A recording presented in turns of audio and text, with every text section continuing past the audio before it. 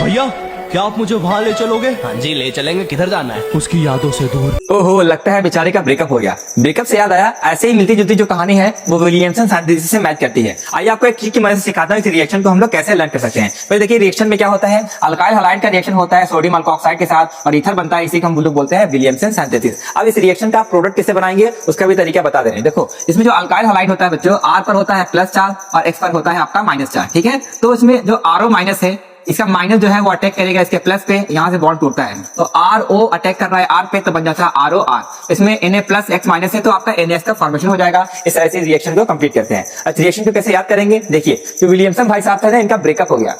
Breakup के बाद इनकी जो एक्स थी वो एक्स को एक राजकुमार पसंद आ गया तो एक्स राजकुमार के पास चली गई तो अल्काइल हैलाइड बन गया। और जब ये खबर उनको पता चला कि मेरी एक्स किसी राजकुमार के साथ चले गए तो बेचारा बहुत उदास हो गया और उदासी के मारे क्या उनको रोना आ गया। आर ओ रोना आ गया बोले तो सोडियम ऑक्साइड का फॉर्मेशन होता है। इस तरीके से रिएक्शन को हम लोग लर्न कर सकते हैं। अब इस रिएक्शन की क्या क्या प्रॉपर्टीज है, प्रॉपर्टीज से भी क्वेश्चन आते हैं। पहला प्रॉपर्टीज ये है कि इसमें हम लोग ईथर का फॉर्मेशन करते हैं, वो ईथर आपका सिमेट्रिकल भी हो सकता है अनसिमेट्रिकल भी होता है। दूसरी बात, इसमें जो अल्काइल हैलाइड है ये आपका प्राइमरी अल्काइल हैलाइड होगा तभी ईथर का फॉर्मेशन होगा और ये आपके SN2 रिएक्शन को फॉलो करेगा। लेकिन अगर अल्काइल हैलाइड 2 डिग्री या 3 डिग्री हो गया तो इसमें अल्कीन बनता है, क्योंकि जो इसमें अल्कोक्साइड होता है वो बेस की तरह बिहेव करता है। अब बेस क्या करेगा, आपको अल्काइल हैलाइड को अल्कीन में बदल देगा। इसमें जो ऑर्डर और रिएक्टिविटी के देंगे सबसे फास्ट रिएक्शन कौन करेगा, अल्काइल आयोडाइड, फिर ब्रोमाइड, फिर क्लोराइड या फ्लोराइड। इस तरीके से इसकी प्रॉपर्टीज हो जाती है। अब आइए कुछ क्वेश्चन की मदद से देखते हैं कि एग्जाम में कैसे हम लोग इस रिएक्शन को कंप्लीट करेंगे। मान लीजिए इस तरीके से अगर क्वेश्चन आ जाएगा तो आप कैसे कंप्लीट करेंगे, वही है इसमें O पे माइनस है Na प्लस और CH3 पे आपका प्लस होता है, Cl पे माइनस प्लस। माइनस क्या करना है, प्लस के साथ जोड़ देना है।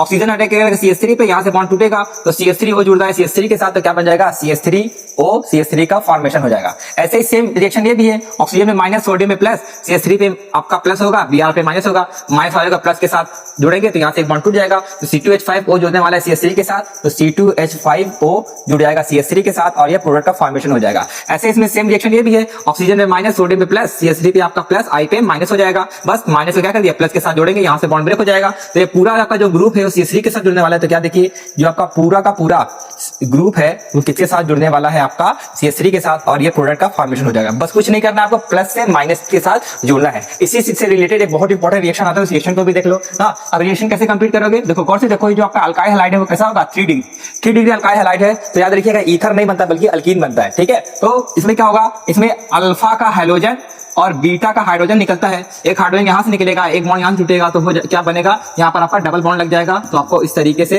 प्रोडक्ट का फॉर्मेशन हो जाता है। समझिए, तो वही मैंने आपको बताया था कि यहाँ पे जब आपका 2 डिग्री या 3 डिग्री होगा तो अल्कीन का फॉर्मेशन होता है और जब आपका प्राइमरी होगा तो आपका ईथर का फॉर्मेशन होता है। ये थी विलियमसन सिंथेसिस के बारे में पूरी कंप्लीट नॉलेज।